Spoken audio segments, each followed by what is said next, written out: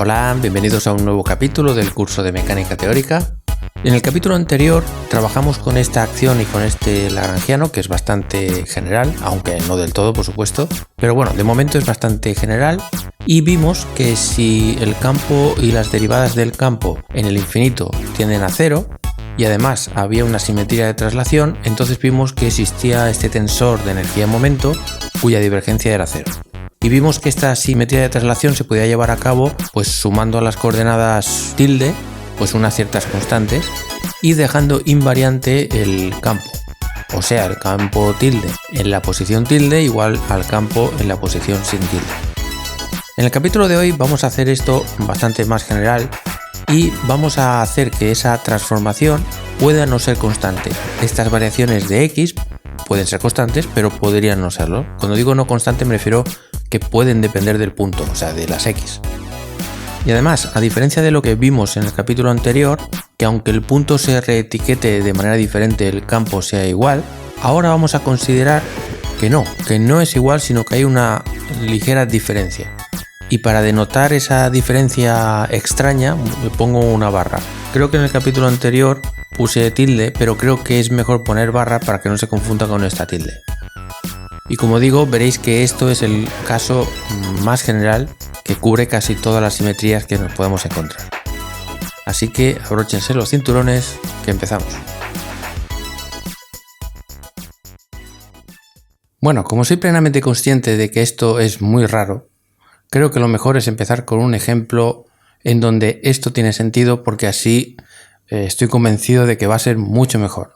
Así que vamos a inventarnos una acción muy sencilla, la integral en todo el espacio-tiempo, y aquí vamos a poner aparentemente lo de siempre, pero con una pequeño cambio.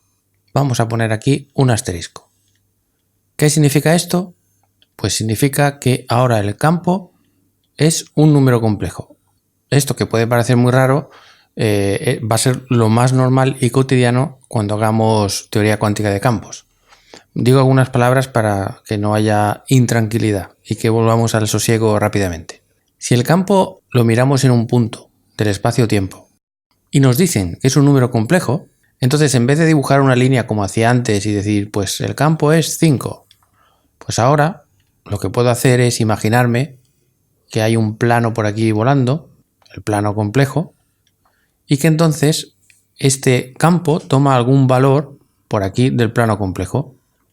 Si lo vemos recto, este plano complejo, y aquí está el 0, pues igual puede tomar este valor que podría ser, por ejemplo, el 2 más 3i.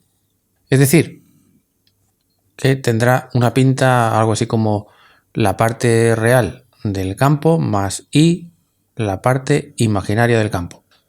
Claro, alguien se podía escandalizar bastante y en un primer momento pues tendría razón, porque ¿cómo puede ser que una magnitud física sea un número complejo?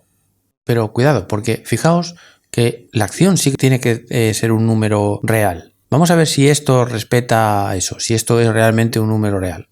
Por ejemplo, si me invento un campo que sea, por ejemplo, no sé, cualquier tontería, elevado a menos x al cuadrado más y coseno de x, por ejemplo. Vamos a imaginar que esto es solo la derivada con respecto de x para que entendáis lo que quiero decir. Si yo hago la derivada de esto, pues esto va a ser menos 2x elevado a menos x al cuadrado más seno de x. Y si ahora hago el conjugado de esto, de la derivada, pues esto es lo mismo aquí, pero cambio la i por menos i y con este menos pues más. Y ahora lo que tengo que hacer es multiplicar estos dos señores a ver si da algo real. Pero efectivamente, porque esto es del tipo a menos y b, y esto es la misma a y la misma b, pero con más i. Y cuando multiplicamos a más i b por a menos i b, esto resulta ser a al cuadrado más b al cuadrado y es real. O sea que esta forma de poner el lagrangiano, la densidad lagrangiana, asegura que esto va a ser un número real. Y esto es lo que se pide. Pues bien, resulta que pongo este ejemplo porque es el ejemplo más sencillo en donde se pueden ver estas cosas raras. Resulta que este campo tiene una simetría continua y además le vamos a poner el adjetivo interna.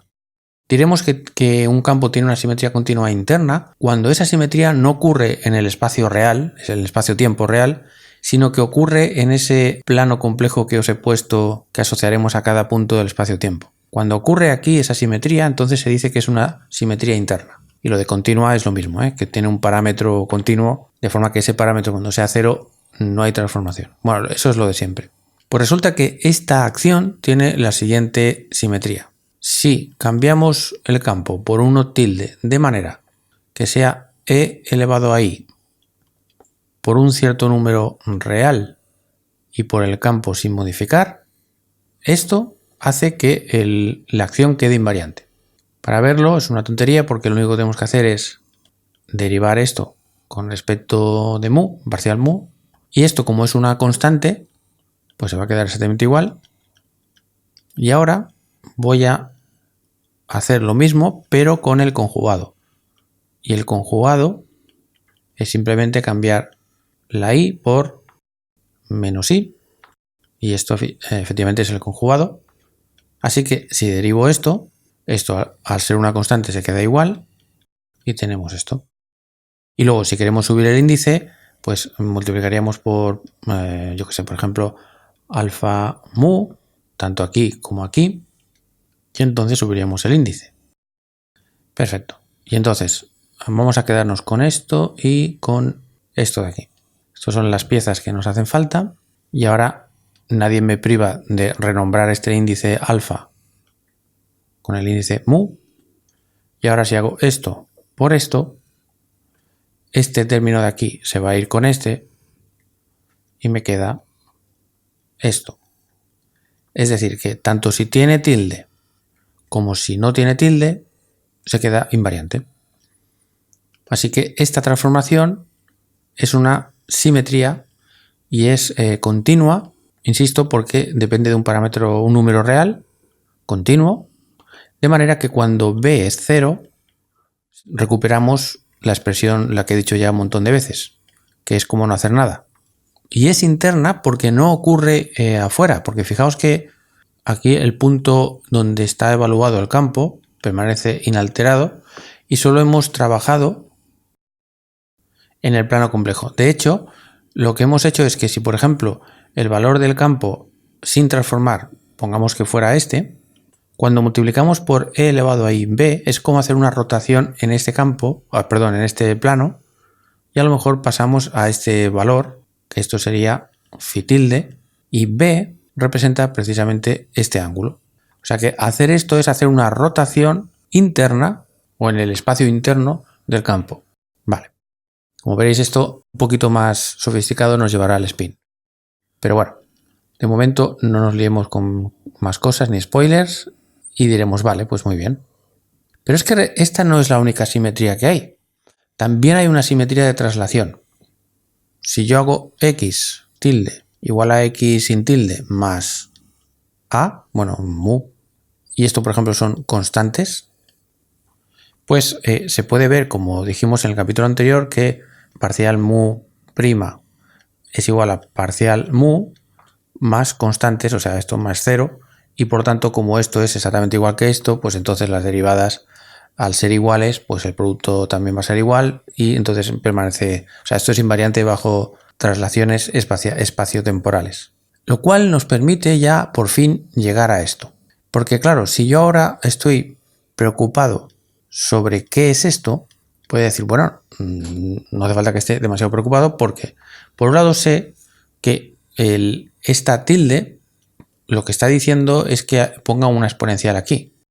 Pero cuidado, si estamos evaluando en el punto x tilde, debo seguir manteniendo el campo evaluado en x tilde.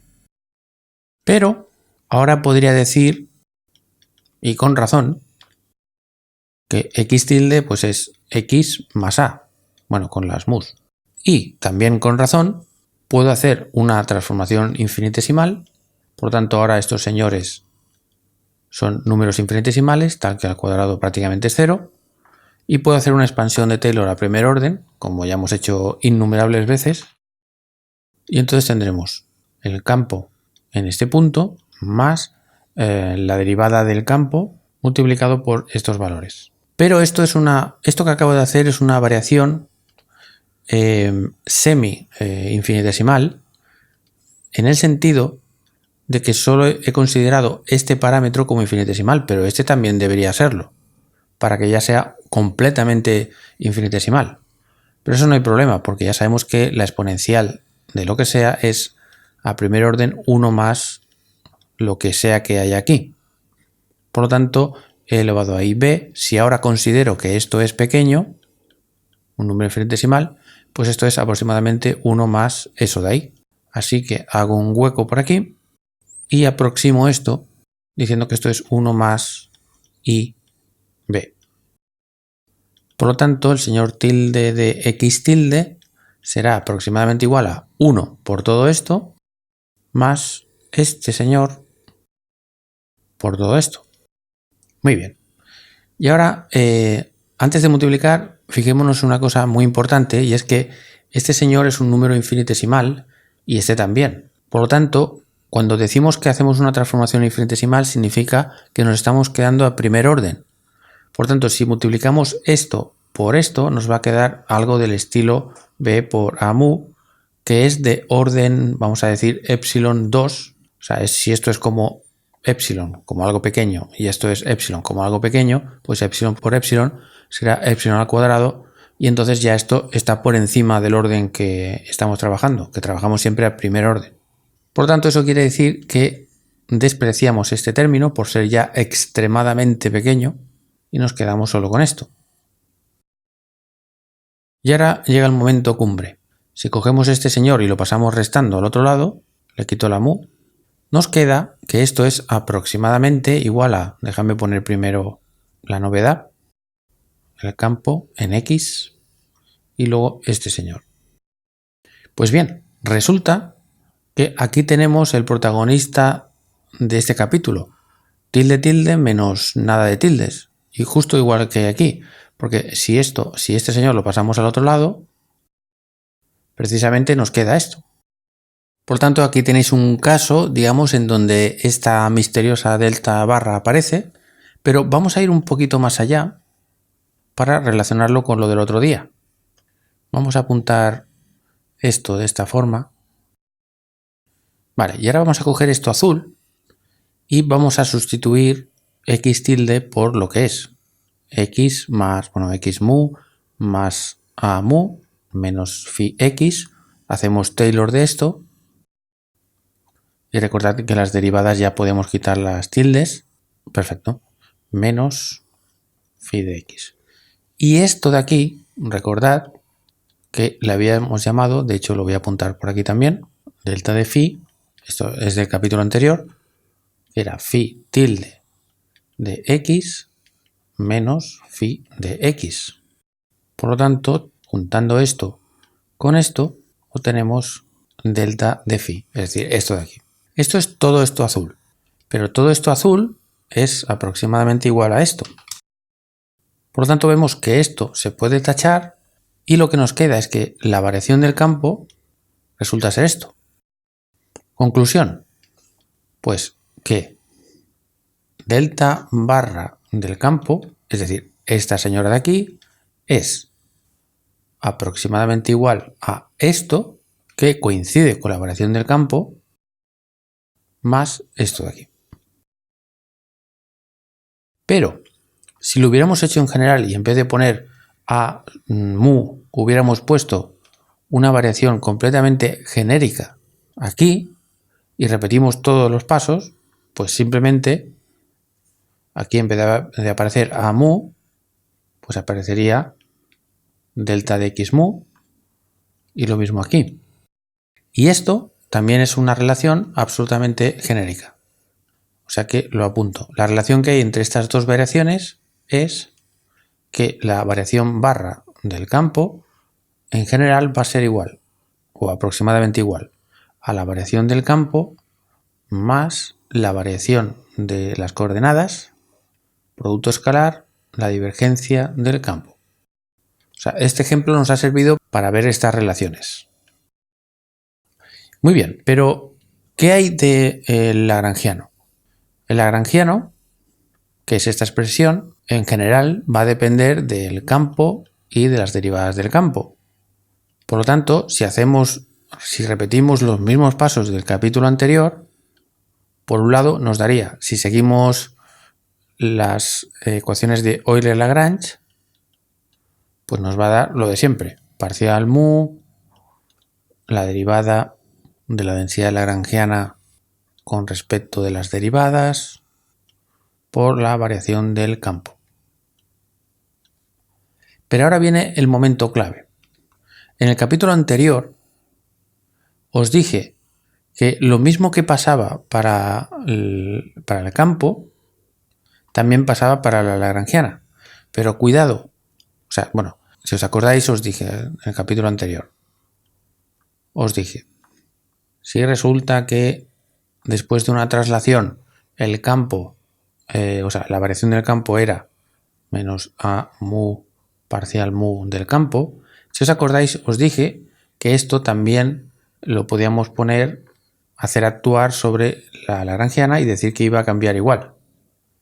Claro, la pregunta que nos hacemos ahora es si va a pasar aquí lo mismo, que la variación de la lagrangiana va a ser ahora, pues mirando esto de aquí, pues igual que el campo, ¿no? Pues aproximadamente la variación del lagrangiano más la derivada x mu parcial mu del lagrangiano.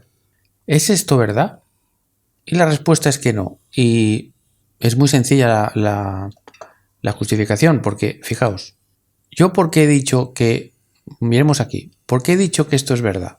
Vale, he dicho que esto es verdad porque el campo cumple dos cosas, que es invariante bajo estas transformaciones, y eso también lo cumple el lagrangiano, muy bien, pero el lagrangiano esto de aquí no lo cumple.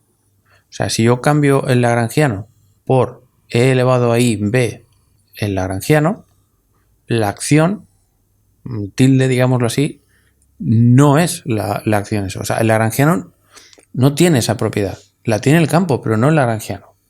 Por eso esto no vale. Así que, de momento, lo único que podemos decir es que si calculamos la variación de, como hemos hecho siempre, a partir de Euler-Lagrange, esto va a ser verdad, y que cuando sustituyamos esto, la variación del campo, por esto de aquí, que de hecho lo que tengo que hacer es despejar, esto entonces va a ser variación barra del campo, estoy despejando esto, menos la variación de las x, ¿vale? Todo esto es la variación del campo, que por supuesto si esto fuera 0, pues entonces esto sería 0 y entonces tendríamos que esto también es 0 y por tanto daría lo mismo que dio en su momento. Vale, esto es de momento lo que podemos decir, pero ahora tenemos que indagar qué es lo que pasa cuando cambiamos el lagrangiano siguiendo la simetría. Y si os estáis preguntando qué es simetría, me refiero a estas dos, por supuesto. Entonces, para indagar eso, no tengo más remedio que hacer una simplificación del problema para que entendáis con mayor claridad de qué va todo esto. ¿Vale? Nuestra misión ahora es ver cómo varía esto. Entonces, imaginemos que tenemos una integral que va desde a hasta b de una cierta función, pero esto está expresado en coordenadas prima. Y esto es la transformación correspondiente. ¿Vale? Vamos a imaginarnos una integral en la que hemos hecho una doble transformación. Las x pasan a ser x tilde y las f's o las funciones pasan a ser f's tilde. Y queremos que esto sea exactamente igual que sin hacer la transformación. O lo que es equivalente, si pasamos restando al otro lado, pues que esto sea 0. Vale, entonces como hemos definido la transformación de esta manera, entonces si tenemos x igual a, podríamos definir a tilde como a más variación de a y podemos definir b tilde como b más variación de b. Y entonces podríamos sustituir en vez de b tilde y a tilde, pues a más variación de a y b más variación de b. Y ahora miramos aquí y decimos, bueno, esto lo hemos llamado x tilde, pero también podríamos llamarla pp o i o z o lo que sea, porque esto es una variable de integración muda. Vale, pues entonces la llamamos así, x. Y luego sabemos, por otro lado, que f tilde x menos f de x, esto es justamente lo que habíamos dicho que era la variación de f, en el mismo punto, ¿eh? Por lo tanto, podemos despejar perfectamente f tilde de x, que esto será aproximadamente f de x más la variación de f.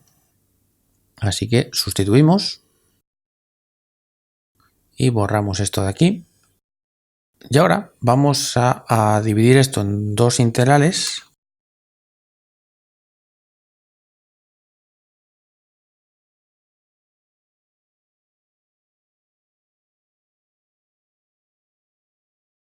Y vamos a ver qué puede ser esto de aquí. Veamos. Esto representa, imaginad que tenemos una función f de x y tenemos el punto A, el punto B, y luego imaginad que estas variaciones sean positivas, ¿vale? Para positivas o negativas, pero pongamos por ejemplo que fueran positivas para ilustrarlo mejor. Imaginad que tenemos A más variación de A, que esto es un trocito muy pequeño, y esto es B más variación de B. Entonces, esta integral de aquí, déjame poner por ejemplo color verde. Vale, esto representa el área entre A y B.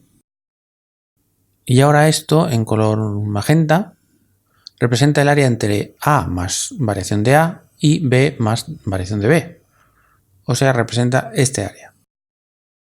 Y ahora lo que estamos haciendo es mirar cuánto vale el área magenta y restarle el área verde. Entonces, para poder mirar cómo manejarnos en la situación, podemos decir, bueno, llamemos a este área de aquí, o sea, a todo esto, llamémosle, por ejemplo, alfa. A toda este área de aquí en medio, llamémosle beta, y a todo este área, gamma, por ejemplo. Pues la señora magenta nos está diciendo que está calculando el área beta más gamma. Todo esto más todo esto. Y la señora verde está calculando alfa más beta. Como estamos restando, significa que hay que restar esto y entonces se va beta de aquí. Y al final nos queda alfa menos gamma. O sea, calcular este área y restar. Pero estas áreas, yo las he dibujado así gordas, pero en realidad, como esto es una variación infinitesimal, estas áreas son muy pequeñas. El dibujo más apropiado sería algo así.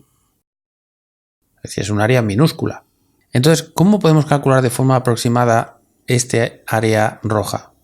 Bueno, pues es básicamente como si fuera una especie de rectángulo en el que este trozo vale variación de A y luego el otro señor, su base del rectángulo es variación de B y luego lo que mide el área, o sea, perdón, la altura, pues sería más o menos lo que vale la función en A, más o menos, y esto lo que vale la función en B. Por lo tanto, esto de aquí sería, vale, habíamos dicho que esto era gamma y que esto es alfa.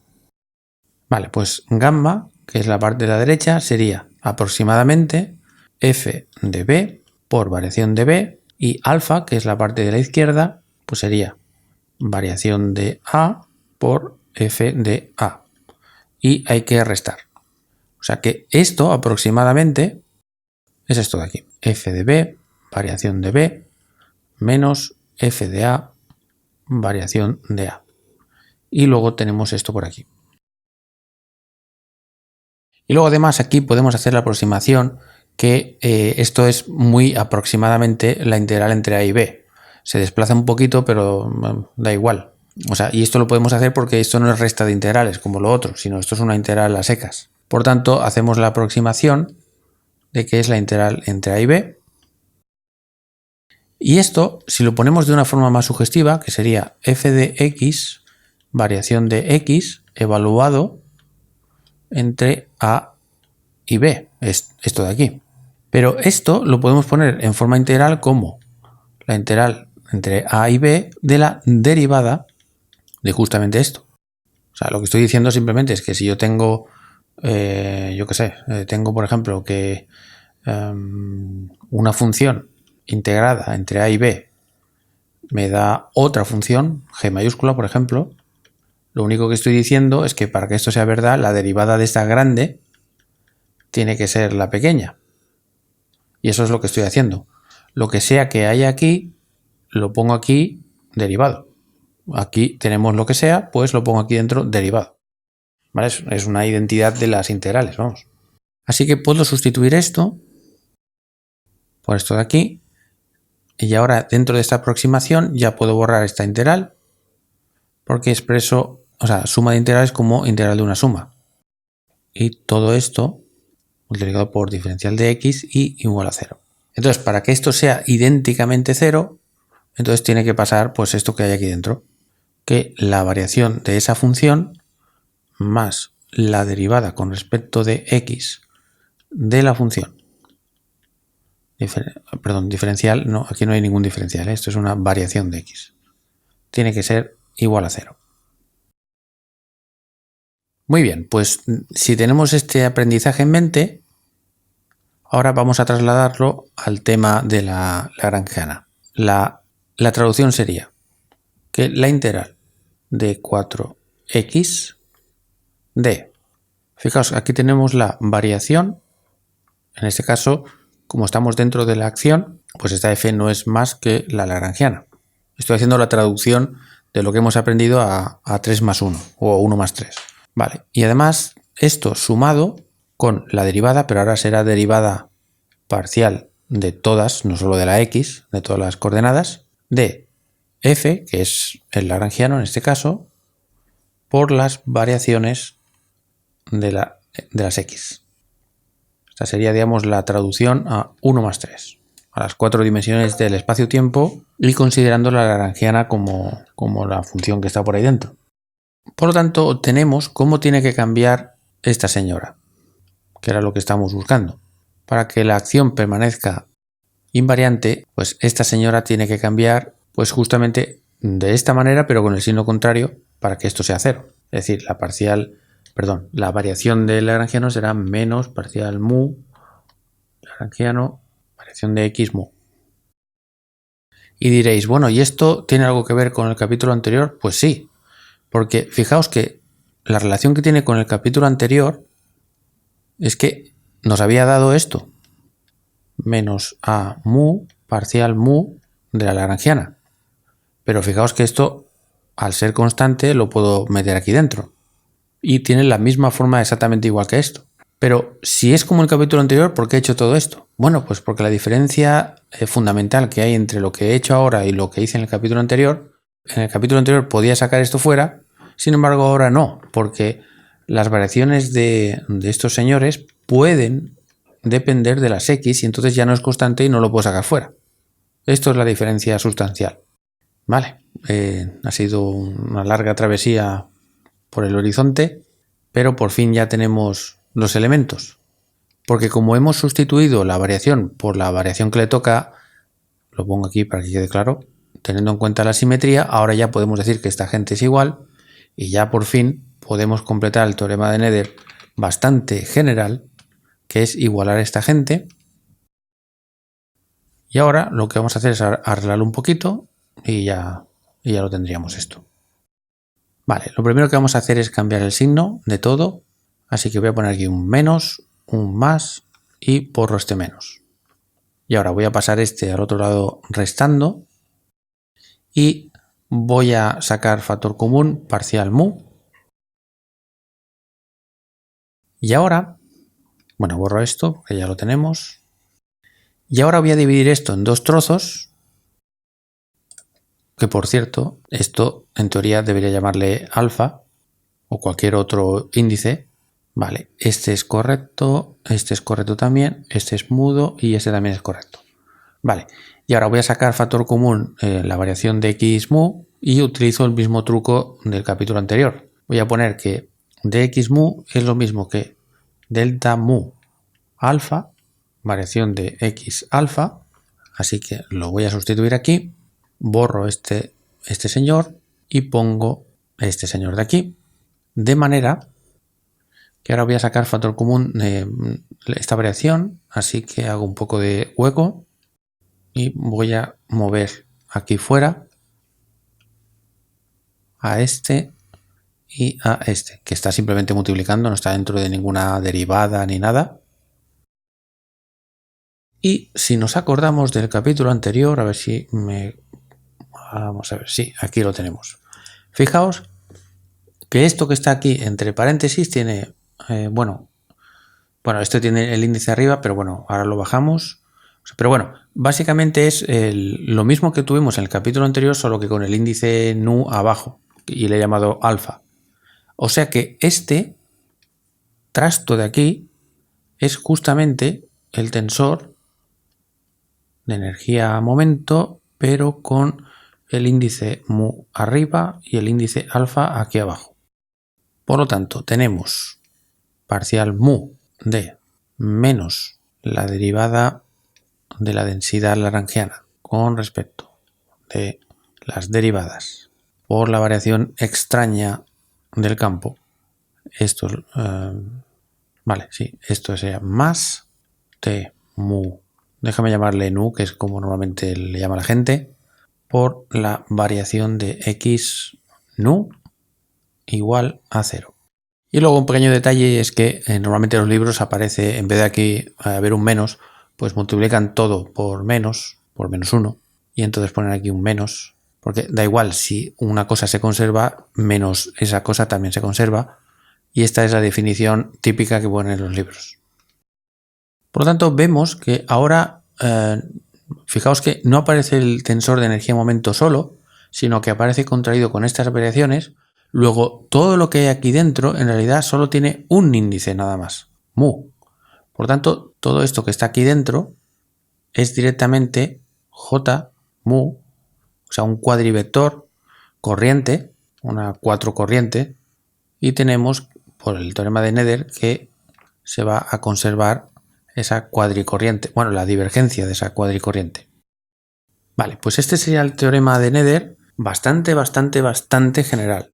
Posible que, dependiendo de hasta dónde lleguemos en el curso de teoría cuántica de campos, pues igual añado algún término más o no, todo depende de hasta dónde lleguemos, pero vamos, que esto ahora mismo tal como está cubre muchísimas simetrías. Y en concreto no puedo dejar de decir que el spin, perdonadme, pero es que es una cosa que me gusta mucho, que es que el spin va a aparecer aquí. Ojo, no estoy diciendo que esto sea el spin. Estoy diciendo que bajo unas ciertas simetrías que ya veremos, o bajo una cierta simetría, o sea, hago medio spoiler, pues bajo esa simetría esto nos va a dar el spin. Y haciendo un poquito más de spoiler, supongo que habéis oído muchas veces, iba a decir en la tele, pero en la tele no hacen estas cosas, quizá en algún vídeo de YouTube o quizá en clase o cuando estáis haciendo la maestría o en algún momento dado habéis leído un libro en donde pone la célebre frase que la teoría cuántica de campos predice la existencia del spin. Y concretamente, no porque sea teoría cuántica de campos, sino teoría cuántica de campos relativista. Bueno, pues esa célebre frase, que suele aparecer en algún momento en los libros, pues se debe al término este que acabo de subrayar. Tiene que ver con esto. Así que esto era lo que quería decir en este capítulo, que es básicamente ya poner el teorema de Nether en toda su extensión y esplendor. Pues nada, muchas gracias por ver este vídeo y bueno, viendo los comentarios, antes de despedirme, quería deciros que bueno, estoy viendo por aquí, que por cierto me ha puesto aquí pésimo, no tienes pedagogía en el curso de relatividad general. Ya le he respondido a IDS, espero poder obtenerla algún día, más o menos iré mejorando. Y esto supongo que tiene bastante que ver con algún comentario que he recibido por parte de vosotros, pues esto, de Miguel Afán, no sé. Física dura, solo para adultos. Bueno, Quasar dices que es mejor que la serie de Netflix. La verdad es que yo estoy absolutamente enganchado a este curso. O sea, yo que soy el que lo está creando, estoy enganchado. O sea, esto es una cosa tremenda. Así que puedo entender que algunos de vosotros también os enganchéis. Y por cierto, Alex, esto no acabo de entenderlo, porque estuve mirando a ver si había algún lateral izquierdo que se llamara García o Javier o algo así y no encontré ninguno. A ver si puedes aclararme qué significa esto. Y por cierto, gracias Yanis. Es cierto que las cosas se complican, pero conquistar sin peligro es triunfar sin gloria, ¿no? Efectivamente, es que no tengo más remedio es que no hay otra manera, y si la hay, la desconozco, y si encuentro alguna forma más sencilla de decir lo mismo sin perder rigurosidad, ahí me tendréis. Quasar. Oh my god, ya decía yo, ¿por qué tarda tanto en sacar nuevos vídeos? Que claro, es que la cosa se va complicando y podría hacer a un ritmo igual de rápido, pero es que muchas veces cuando el tema es complicado, tardo más porque investigo formas lo más simples posibles de intentar decir el asunto, y si hay 3 formas, pues intento elegir la forma más simple. Y bueno, me alegro también de ETV, impresionante, esclarecedor, estupendo. Bueno, me comentas esto de Patreon, pero claro, es que las cosas se tienen que hacer de forma legal y la única manera de recibir dinero y pagar los impuestos es a través de Patreon. Que por cierto, aviso aquí a todos los que aún estáis despistados que el nuevo canal de Patreon es este, Centro de Estudios Avanzados Montilivi. De momento se han pasado 93 personas, pero hay muchos que siguen aún en el anterior. O sea, este canal, el de Javier García, o sea, un servidor, yo mismo, pues ese que ha estado abierto de hace 2 años o por ahí, pero mandé un mensaje a todos vosotros para que os cambiarais al nuevo, que os dierais de baja de este y os dierais de alta en el otro, bueno, si es que queréis seguir apoyando, claro. Entonces, os mandé un par de mensajes privados por Patreon explicando todo el asunto de por qué representa la nueva cuenta y todo. Y espero que si estás viendo esto y aún no te ha llegado ese mensaje, pues que entres en Patreon y que lo hagas. Y de hecho, para darse de baja, que alguno me ha preguntado, sí, lo que tenéis que hacer es ir aquí a donde está el logo y donde pone My Memberships, pues le clicáis ahí y aquí es donde aparecerá donde estáis actualmente haciendo aportes. Y entonces justo aquí pues es donde tenéis que decir, se acabó, me doy de baja. Pues nada, muchas gracias Pierre, Aurelio, ACBBet, auténtico espectáculo, gracias.